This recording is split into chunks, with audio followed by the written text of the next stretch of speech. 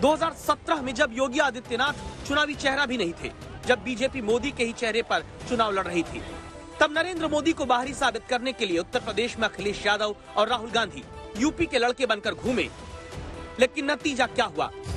Samajwadi party 47 seat ही जीत पाई, साथ ही कांग्रेस सिर्फ 7 seat. 2 साल बाद लोकसभा का चुनाव आया तो पुरानी सियासी रंजिश भुलाकर अखिलेश यादव ने यूपी के लड़के वाला गठबंधन तोड़कर मायावती की पार्टी के साथ हाथ मिलाया। लेकिन बीजेपी के सामने ये दांव भी फेल हुआ।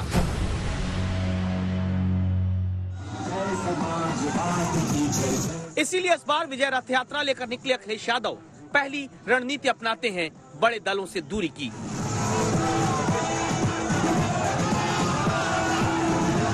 कई बार अलायंस किए जाते हैं परिस्थितियों के हिसाब से, और परिस्थितियों के हिसाब से फैसले होते हैं, लेकिन इधर उन बड़े दलों से अनुभव समाजवादी पार्टी का बहुत अच्छा नहीं रहा। इसलिए क्षेत्रीय दल और छोटे दलों को साथ लाने का प्रयास और कोशिश समाजवादी पार्टी की होगी, जिससे उत्तर प्रदेश में भारतीय जनता पार्टी को हटाया जा सके। कांग्रेस ने गठबंधन किया था, छोटे दलों को इस बार साथ ले रहे हैं, क्षेत्रीय दलों को साथ ले रहे हैं, क्योंकि अगर क्षेत्रीय दलों को लेने में कामयाब हो जाएंगे तो उत्तर प्रदेश में बदलाव जल्दी आ जाएगा। छोटे छोटे दलों से भी क्या अखिलेश यादव 47 सीट से बढ़कर 200 सीट के पार पहुंच पाएंगे? क्योंकि अब तक तो अखिलेश यादव मुस्लिम यादव समीकरण के दम पर ही बड़ा वोट शेयर पाते रहे। ये बात आप समझे, इसलिए 2019 के नतीजों का हिसाब किताब पहले आपके लिए जो हमने निकाला वो देखिए। 2019 के लोकसभा चुनाव में यूपी में समाजवादी पार्टी जब मायावती के साथ गठबंधन बनाकर उतरी तो 73% मुस्लिम वोट बैंक मिला। यादवों का 60% वोट अखिलेश के खाते में आया, जबकि 2014 के चुनाव में समाजवादी पार्टी को अकेले मुस्लिमों का 58% हिस्सा और यादव वोट शेयर का 53% हिस्सा मिला था। इसके अलावा बाकी जातियों का बहुत छोटा हिस्सा ही समाजवादी पार्टी के पास आया। अभी जब यूपी में बहुसंख्यक वोट का बड़ा तबका बीजेपी के साथ 2014 से लगातार जुड़ा हुआ है, तो अखिलेश यादव क्या करेंगे? समाजवादी पार्टी की बदली रणनीति समझने के लिए एक बयान सुनते हैं। भाइयों की विजय होगी, हमारे दलित भाइयों की विजय होगी, हमारे अल्पसंख्यक भाइयों की विजय होगी। गंगा मैया का आशीर्वाद किसने लिया था बताओ? पिछड़े, दलित और गंगा मैया, ये वो शब्द हैं जो पहले दावा है कि प्रमुखता से समाजवादी पार्टी के कैंपेन में नजर नहीं आते थे। दावा है कि अखिलेश यादव ने अब दलित, ओबीसी और सवर्ण वोट में बड़ी सेंध लगाने वाली कोशिश शुरू की है। कैसे, इसे जानने के लिए इस रथ पर लगी तस्वीरों को देखिए। रथ यात्रा में अखिलेश के पिता मुलायम सिंह यादव की तस्वीर है और मुस्लिम चेहरे के तौर पर पार्टी के बड़े नेता आजम खान, जो अभी जेल में हैं।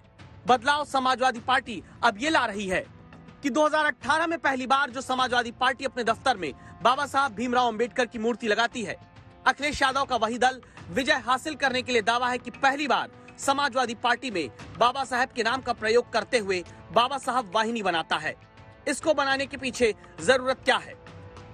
मुस्लिम यादव के साथ अब समाजवादी पार्टी की नजर 22% दलित वोट पर है, जिसमें से अब तक अखिलेश की पार्टी को सिर्फ 12 से 15% हिस्सा मिलता आया।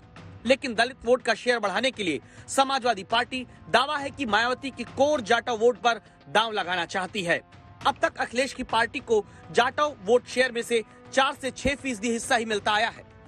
जाटव वोट का बड़ा हिस्सा मिले इसलिए जो समाजवादी पार्टी अब तक 85 सुरक्षित सीटों में से सिर्फ 10 पर जाटव उम्मीदवार उतारती आई, खबर है इस बार 45 सीटों पर जाटव कैंडिडेट उतार सकती है। सत्ते पर सत्ता के अखिलेश के इसी दांव के लिए 3 दर्जन बड़े बीएसपी के नेता मायावती का साथ छोड़कर 2 साल के भीतर अखिलेश की साइकिल पर सवार हो चुके हैं। 2004 से लेकर के 2017 के बीच में उत्तर प्रदेश की जनता ने उत्तर प्रदेश में शासन करने वाले राजनीतिक दलों के उस क्रूर चेहरे को देखा है, जिन लोगों ने उत्तर प्रदेश में शासन तो किया, जातीय खेमेबाजी तो की, लेकिन उत्तर प्रदेश में विकास नहीं किया, बल्कि स्वयं का विकास किया और विकास के पैसे को दंगाइयों को, अपराधियों को, पेशेवर माफियाओं को उनकी जेबों को भरने के लिए दे दी। जो पहचान है कि सभी धर्म जाति के लोग एक साथ मिलकर के रहें, उसको भी चोट पहुंचाने का काम भारतीय जनता पार्टी ने किया है। उत्तर प्रदेश की जनता भारतीय जनता पार्टी का सफाया करेगी।